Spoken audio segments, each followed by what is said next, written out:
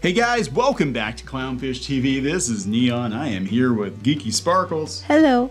And Batman's a fascist. Apparently. Yeah, well, when is he not? That's like their new talking point.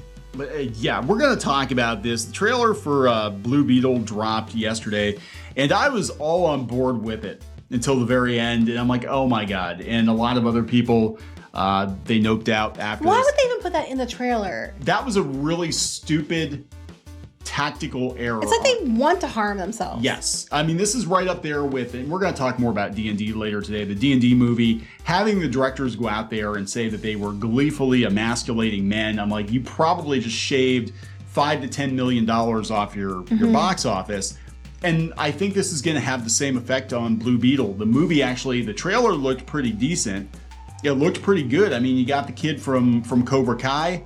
And, you know, it seemed like it was kind of a throwback to, you know, first generation, second generation Marvel movies or whatever. And it looked like a lot of fun. And then they had to throw a line at the end that Batman's a fascist. I'm like, come on.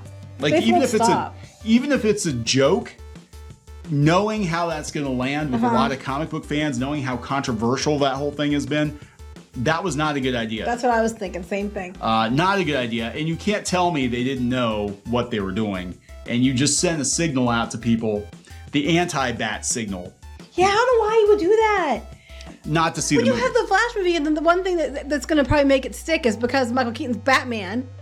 Yeah. What the Yeah, you're banking on Batman to save the DCEU at the box office, and then you're going to call Batman fascist. I can't. We're going to talk about that, and then we're going to talk about another bonehead superhero decision. Apparently, they're going to take one of the writers from She-Hulk and put that writer on Deadpool 3. Yeah, because great. That's not going to work out very well either. Again, you're literally putting a flare up that you do not want comic book fans to come see your movies.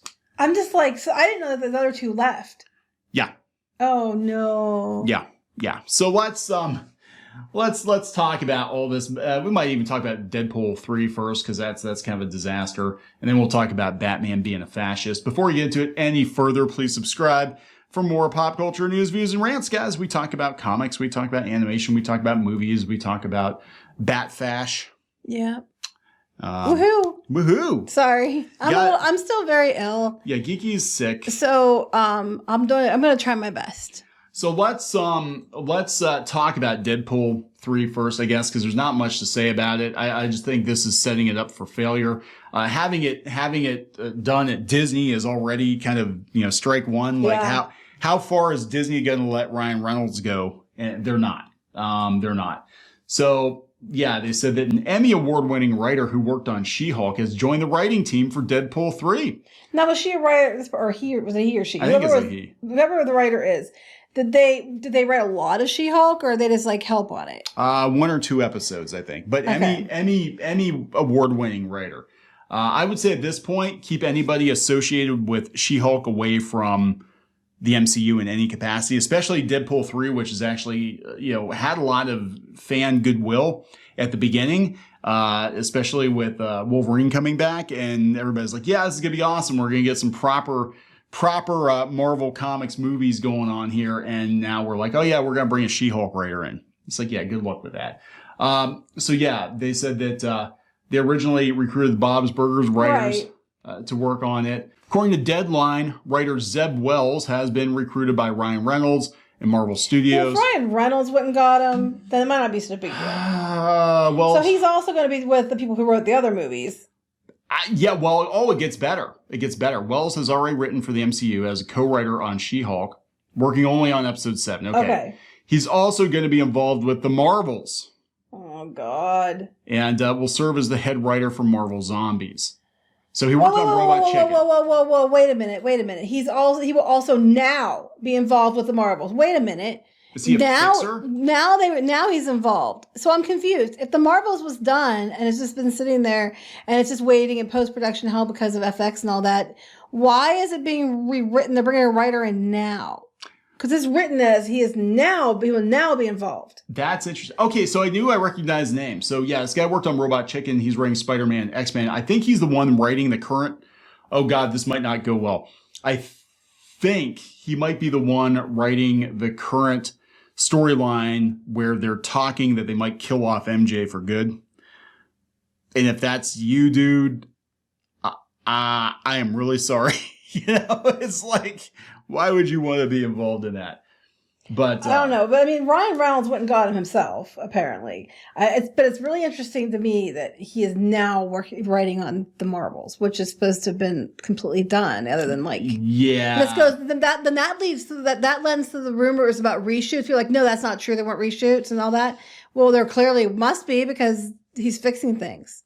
Yeah, or he's rewriting things. Yeah, you don't put a writer in after it's done. Yeah, they've got technology now. They have AI technology where you can actually map somebody's face and you can put words in their mouths. Maybe you can make him act better. Maybe you can go fix Brie Larson in Captain Marvel so she doesn't act like, so wooden. So she doesn't act like Brie Larson. Is she coming back? They've got Michael Cera here for the Barbie movie. Are they bringing Brie Larson back for the Scott Pilgrim anime? They probably are, because they're bringing everybody back. Probably then. But it makes sense. Just gotta have something to do, right? Anyway, let's talk about Batman being a fascist. That's what everybody's here for. Yeah, that's what you're here for. I just wanted you to watch the video longer. I was like, why are you putting them together? But okay. Well, because it's just superhero drama, right? Because neither one is long enough to do a whole video about. So here's the direct talking about DC labeling Batman a fascist. Again, the trailer for Blue Beetle looked pretty good. It did. But then we get to the end. George Lopez's character called Batman a fascist as a joke. But this has been something that keeps coming up again and again and again. How do you know it was a joke? Because it's like, he's like, hey, it's some of Batman's tech, right? And then he's like, Batman's a fascist. Yeah, but there's no implication it's a joke. So this has come up a lot in the last 8 or 10 years, that Batman's a fascist because money and white privilege or something. I don't know. Here's the thing. Dude uses all his money to help other people. It doesn't matter. He doesn't have the right to use his money to help other people. Actually, I want to see the Batman story. Maybe they've done it already. I don't know. I want to see the Batman story where he gives away all his money and like everybody in Gotham gets like $50, but then the whole city goes to hell because there's no Batman. And then he's a fascist because he didn't pull money out of his ass to save them again. Yeah, I don't have money. I don't have any more money, guys. I gave you all the money. I gave everybody in Gotham some Bat bucks, some Wayne dollars, and you all got your stimmy, but now you got to deal with all the crime. You have to fight the Joker and the Riddler and Bane and Clayface on your own without my help. That's what you wanted, right? I'm sorry. I'm reading this. Superheroes are democratic ideals. They exist to express what's noblest about us: selflessness, sacrifice, a commitment to protect those who need protection, and to empower the powerless. Well, that's not okay. Superheroes are fascist ideals. They exist to symbolize the notion that might equals right. Well, Bob Iger just got done saying that Disney could do whatever the hell they want because they're the biggest taxpayers in Florida. So, and y'all are cheering that on. Fascist. But wouldn't that be? Wouldn't that be fascism? Might equals right. We should have more power than you because we pay more taxes. Isn't that exactly what you say you don't want? Anyway, I'm sorry, I couldn't resist. Yeah, I mean, this has been going on for a while. So the fact that they're bringing it up now is not good when you're trying to save the DCEU. Again, even if it's a joke.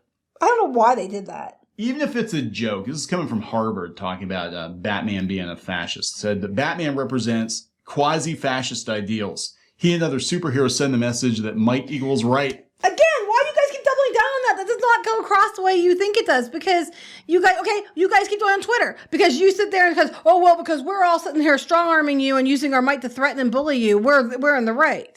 But it says might does not equal right. So can't you bullying people and saying that you're pushing you're using your might against them doesn't equal right? So that doesn't make you fascist. Bruce seeks to punish people for breaking the law, but his vigilantism sends the message that the law is insufficient. That's not true, that part. Well, I thought all cops were bastards. So right. So why do you care? Yeah, you need somebody like Batman, right? He wears a mask. And I always did feel bad for the cops and stuff in the stories because it was like they do make them like they're incompetent idiots. Well, in Batman in the newer stories, a lot of them are corrupt too. So I mean, there's a difference. Yeah. There's a difference between corruption and just incompetence. And yeah, corrupt cops are not good, but majority of them are not such a thing. It's amazing what money can do. Basically, I think, capitalism bad, white privilege, blah, blah, blah. This has been going on. I live in an apartment in a place I can't afford with 5 of my roommates, and I'm jealous. And I should be living. Actually, I was Quickie and I were just talking about this earlier. And I should be allowed to I should get all the money, and you guys shouldn't have more than me. Yep, pretty much. I go work with bare minimum. I sit at home, and I go out I spend all my money going to the bars and all the hipster spots, but it's not fair. So, this question has come up so often that apparently it was asked at G4, if you wanted a job at G4, yes. How would you get Batman canceled? That because he's a fascist and a billionaire and a privileged white man, and yes. And they're like, what the hell? And that was the joke. So yeah, again, putting this at the end of the trailer. Probably not a good idea. Not a good idea. DC has fanned the flames of such discourse once again, calling The Dark Knight a fascist in the Blue Beetle trailer, and fans have thoughts. George Lopez saying Batman is a fascist has this MF riled up. I need more lines like that from the movie if they're freaking out like this. So, are they worried that the movie is not going to do well? Is that what's... I don't know. Well, that isn't going to help. That's not going to help. Looked interesting, but that final line, Batman's a fascist, got like, nope, pass. That's kind of where I was. I was watching a trailer. I'm like, hey, this actually looks pretty good. And I like the kid that plays Miguel. Don't remember his name off the top of my head, but the kid that plays Miguel in Cobra Kai, I'm like, yeah, this looks pretty decent. It looks okay. And then we get to the end. I'm like, oh, are you freaking kidding me? Like, are you freaking kidding me? This person. People are legit upset about the Batman as a fascist line from Blue Beetle's trailer. That shit was hilarious. The performative outrage is gosh, GD funny. I'm not saying that. Y'all are snowflakes. Go touch grass. I'm watching this movie at least twice in theaters. Hey, you know what?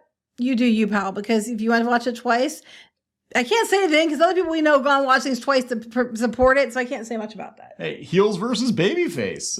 Blue Beetle trailer, Batman's a fascist. Fuck Warner. Hope the CW looking dog shit bombs. Yeah. Apparently we're on the same wavelength, him and I, everybody keeps saying. Yeah.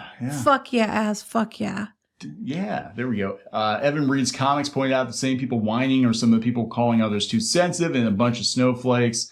They always think that's an own. That's what gets me about a lot of these people on Twitter. Their owns are just laughable. Yeah, it's like, you need to go touch grass, you neckbeard, MAGA hat wearing, rifle toting nerd. They keep calling us like Republicans and bigots. One, I'm still trying to understand how being a Republican is an insult. But two, it's like, but we're not. But they keep doing it just because they just assume that's I'm going to own you. I'm going to call you. I'm like... And I'm a libertarian. I'm worse. I'm completely unpredictable. You don't know which way I'm going to go, right?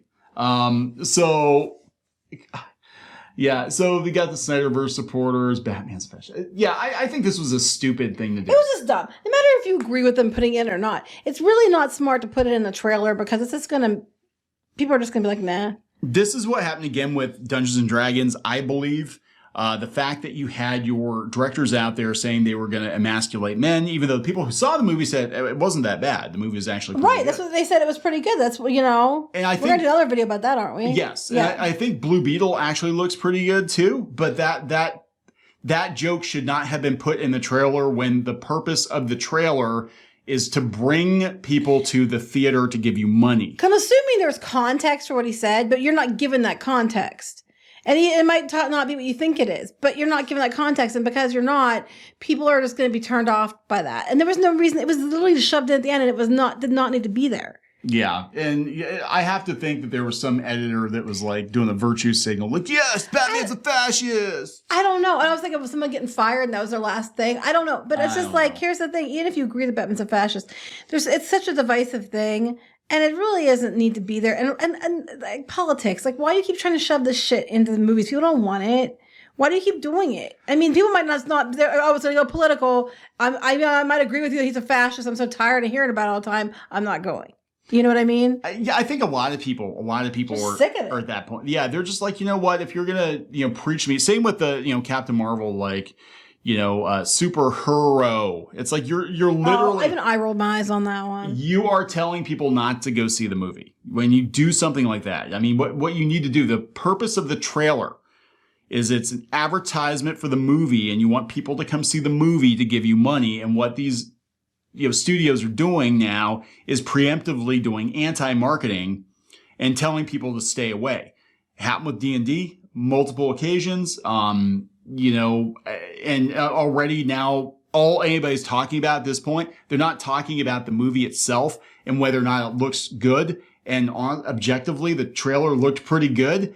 All they're talking about now is Batman being called a fascist, and it's going to piss people off. Yeah, so that's all you got. Now, unless they were trying to go for buzz, but sometimes that's not helpful. So then, okay, so now are people going to pass on the Flash movie too and be like, what are they going to do? Have Michael Keaton have a cathartic moment where he's like, I am a fascist. I need to stop being such a Nazi. Thanks, Ezra. Thanks for setting me on the right path. That wouldn't surprise me. I've been doing this all these years, and I was just forcing my morals onto other people who didn't want my help. I should give all my money away. Vigilante justice is bad. Somebody should tell it to Twitter. Yeah, right. So there we go, guys. We'll see how this movie does. I think my projections for it need to be adjusted down considerably. I'm just sad because I was really excited. I actually was looking forward to that one because I really liked the guy they have playing him. Yeah. And it looked really good. And I was like, this looks really good. This looks really good. And then I did that. And I was like, damn it. Yeah. Yeah. Way to go, guys. Way to go. Anti-marketing. So we're going to wrap it up. Yep. Please subscribe for more pop culture news, views, and rants, and we'll talk later. Bye. Help support the channel. Go to thereef.support and get early access to podcasts, videos, and other content. That's thereef.support.